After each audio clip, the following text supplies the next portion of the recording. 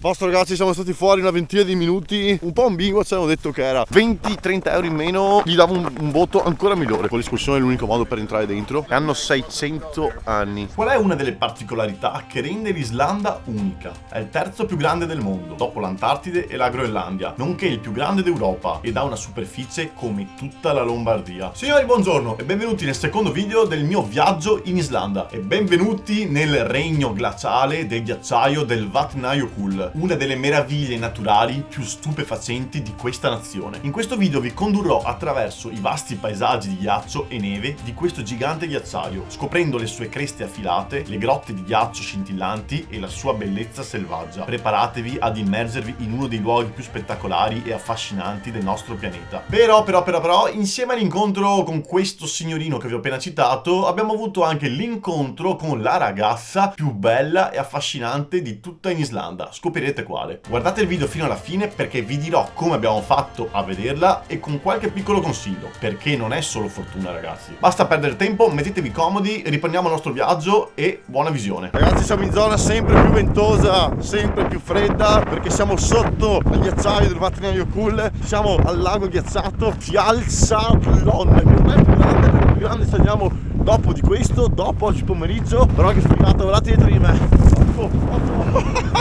Ma che figata è! Non si capirà niente con sto vento, ma io non ero mai stato in un posto del genere. Ci sono delle sculture di ghiaccio veramente bellissime, c'è il divieto di camminare sopra, anche se comunque non crollerà mai per sicurezza. Ragazzi, si può camminare, non sprofondate, tranquilli. Bellissimo questo, portalo a casa. Che bestione. Sono assurdi questi pezzi di ghiaccio, sono bellissimi, sembra vetro, ma è molto più indistruttibile del vetro.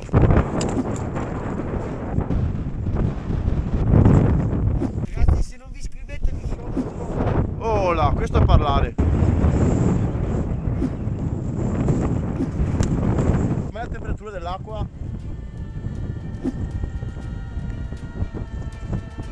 È un po' freddina, però le mie mani sono abituate.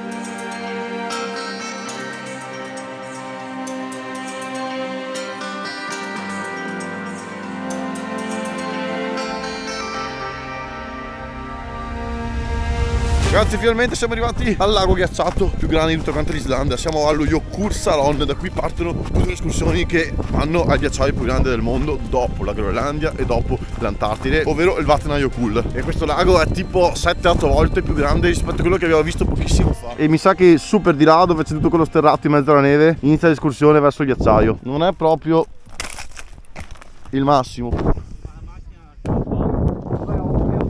Credo che questi tipi qua hanno visto delle foche, perché qua ci sono anche delle foche qua dentro. Tanta gente le ha vista, spero di vederle anch'io. È durissimo, è, vorrei dire indistruttibile sta roba, cioè, beh, mica tanto.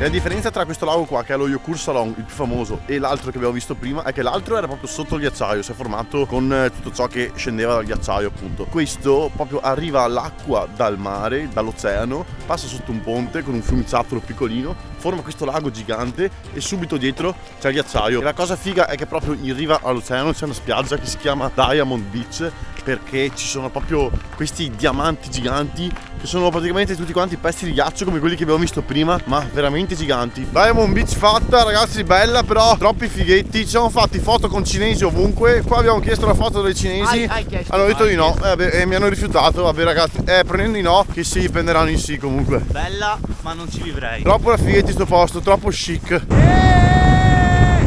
Morino, che bello, ciao. Vedi che tipo c'hanno una finestra sopra per vedere l'aurora boreale.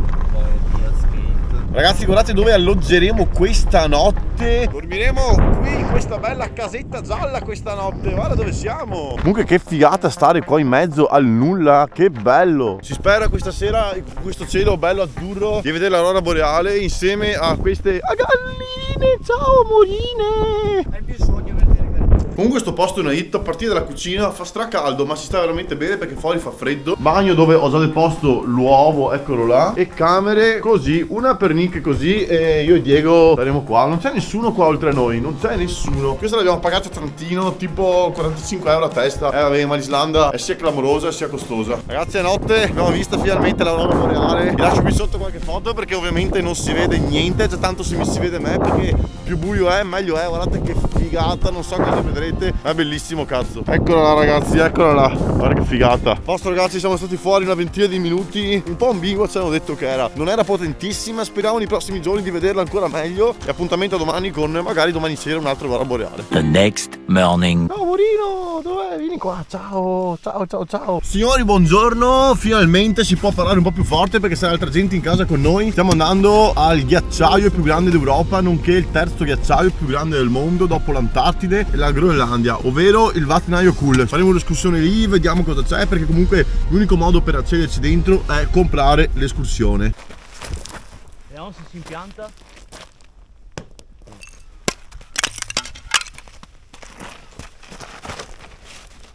Siamo dentro a un coso gigante e... Good morning. Good morning, good How are morning. you guys doing? The whole island. And it would still be, it takes about 10 meters of snow to create 1 meter of ice. È appena andato a sgonfiare un po' le gomme perché andiamo su un terreno più off-road. Esatto. Ragazzi, appena noleggiate la macchina in Islanda, la prima cosa da fare, come abbiamo fatto noi, è sgonfiare un po' le gomme, così potete andare ovunque. Ragazzi, siamo arrivati vicino al ghiacciaio, è esattamente dietro di me, ci ha spiegato un po' di cose della grotta di ghiaccio che si creano proprio con l'acqua che col calore cade, a forza di gocciolare per tantissimo tempo, crea queste caverne verticali da cui si scende dentro con scalette fatte non da ingegneri ma da montanari, si scende verticalmente e si entrerà all'interno del ghiacciaio. Tamponi che adesso non è necessario perché dovremo andare fino là in fondo, caschetto che non è mai da togliere, ha detto, quando si entra ovviamente. Adesso penso che se non mi caga un uccello in testa non mi serve. A questo momento appena si calpesta il ghiaccio si è ufficialmente dentro il ghiacciaio, ragazzi. Se non avessimo i ramponi penso che saremmo già per terra qua. Questo, ragazzi, è l'inizio di come si formano le caverne all'interno dei ghiacciai. Solo che lì non succederà perché siamo troppo vicini alla fine del ghiacciaio. Quindi in estate diciamo che il ghiaccio è troppo poco spesso per creare una caverna. Però così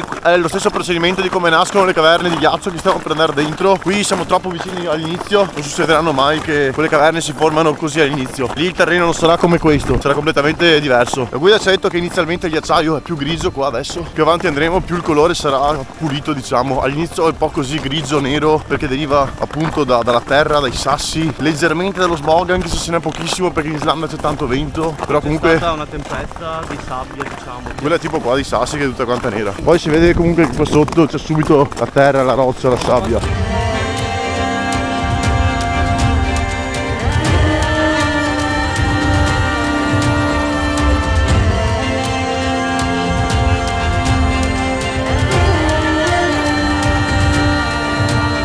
Questo è tutto un procedimento naturale. Cioè, guardate che razza di ghiaccio. Non ho nemmeno le mani bagnate. Quello lì è un sasso che è rimasto dentro, sembra una tartaruga. Questo è l'inizio del Mulandi dove è nato il buco, mentre lì si prosegue in fondo fino alla cava di ghiaccio che andremo dopo. È freddo questo ghiaccio, Nick? No, in realtà a me... Ma sai che non ho neanche i cosi bagnati? È stranissima sta cosa. No, fidati, fai così un po'. Ma no, ma io sento qua quando tocco un'altra cosa. Cioè, è bagnato? No, Non è bagnato. però Cioè, guarda la mano. la tua sì, perché non so, ma questo non è per niente bagnato, Non c'è una goccia di acqua, guarda. Poco, Non c'è- niente. è solo niente. freddo, Sì, basta. Sì, è vero. Anche nel ghiacciaio è pieno di foche. Gli strati di neve che si sono schiacciati uno sopra l'altro fino a formare tutta questa parete. Hanno 600 anni, sono una marea di strati qua veramente.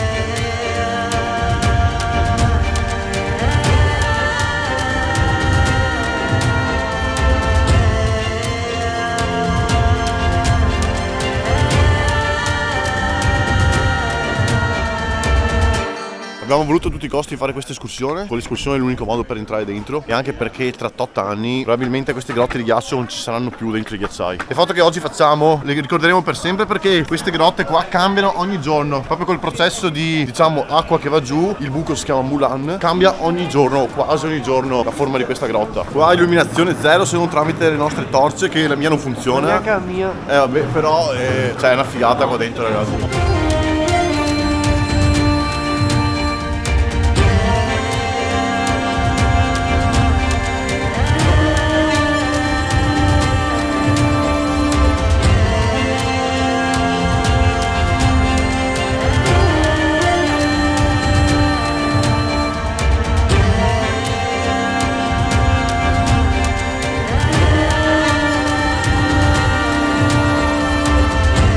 Ragazzi, siamo usciti dal Mulan, anzi direi dalla grotta di ghiaccio. Allora, non è una, ce ne sono tantissime qua. Si può andare veramente, anzi più che si può andare, si potrebbe andare in tanti posti, perché ripeto, qui è accessibile soltanto tramite guida e tramite escursione, perché comunque è un luogo bellissimo, ma resta il fatto che è pericoloso e poi non ti fanno comunque andare da solo. Esperienza veramente bella, la grotta è bellissima, è un fenomeno naturale bellissimo veramente. Essere qui in Islanda e aver visto questa cosa unica al mondo, bisogna reputarsi fortunati. Non è che c'è soltanto una grotta, non è che c'è soltanto quella foto che vedete su internet quando scritte Vatnajökull cool, ce ne sono tantissime, è tutto in fase di cambiamento, ogni giorno o quasi cambia completamente tutto quanto. Non ho idea se altri Mulan, altre grotte siano più belle, più brutte, resta il fatto che comunque essere nato là dentro veramente è un'esperienza unica. Abbiamo prenotato tipo 7 mesi fa questa escursione, abbiamo speso 133 euro a testa circa più o meno. Adesso ho rivisto la stessa identica, costa 150, ce ne sono da meno, ce ne sono da di più, da tanti più soldi, ovviamente più spendi più hai, però comunque questa era quella con più recensioni. Vi lascio tutto quanto in descrizione per prenotare l'escursione qui, ci sono diversi siti, diversi provider dove costa più o meno, scegliete voi, però comunque ricordatevi che l'Islanda è un paese costosissimo, diciamo 130 euro per tot tempo lì dentro, 20-30 euro in meno gli davo un voto ancora migliore, però un 7,5-8 per me ci sta, sono contento. Sui siti c'è scritto che questa è un'escursione da prenotare con molto anticipo perché si esaurisce molto facilmente e comunque più vicino sei alla data dell'escursione i prezzi salgono. Prenotate con anticipo anche perché come vedete è sempre pieno di gente e si entra in pochi alla volta perché calore, tutto quello che ho detto prima potrebbe andare a degradare la grotta.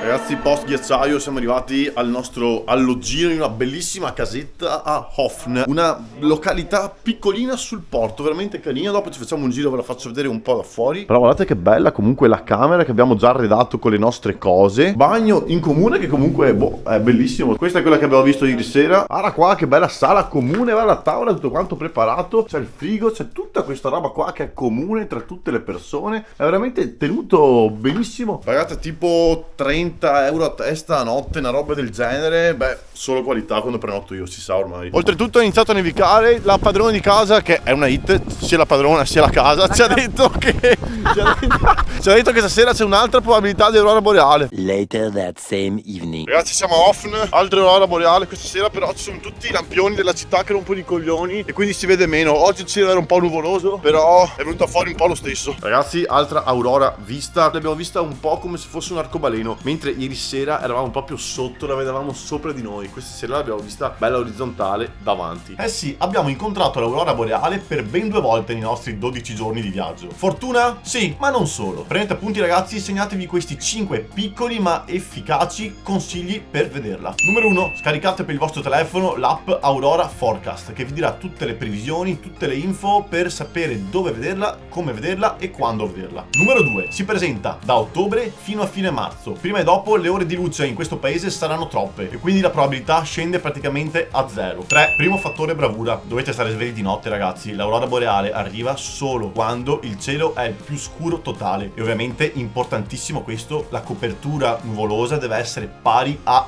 0. 4, se siete in centro città ragazzi non vedrete l'aurora bene come la vedrete in mezzo alle montagne, in mezzo al nulla più totale, senza inquinamento luminoso. Quindi usate l'app che vi ho detto, guardate la previsione di quando verrà l'aurora boreale, prendete la vostra macchina e spostatevi dove non c'è inquinamento luminoso. Quinto ed ultimo consiglio, non dovete rimanere delusi ragazzi quando vedrete l'aurora boreale. Ovvio che vi aspettate tutto quello che vedete nelle foto, ma sappiate che non è così. La modalità notturna dei nostri smartphone è fatta apposta per far vedere quello che il buio impedisce di vedere come sarebbe il suo colore naturale. L'aurora non sarà mai come nelle foto e nei video con macchine fotografiche professionali che vedete in rete. La vedrete leggermente più opaca, leggermente meno colorata, però se la vedrete forte, che questa è soltanto fortuna, potrebbe essere molto simile a quel verde accesissimo delle foto. Poi a secondo insomma dei periodi dell'anno può anche cambiare colore, può diventare rosa, verde, blu, viola, cioè molto particolare. Il video di oggi termina qua ragazzi, spero che vi sia piaciuto e spero che vi siano stati utili questi consigli di viaggio che ovviamente avete appuntato. Ci vediamo la settimana prossima con la parte meno visitata dell'Islanda in cui ho racchiuso tutti i nostri momenti più pazzi. Ragazzi vi dico solo che io potrei non essere stato qui a registrare questo video. Like e iscrizione se lo avete ancora fatto, come sempre un saluto, baci, abbracci e spubaci. Ciao!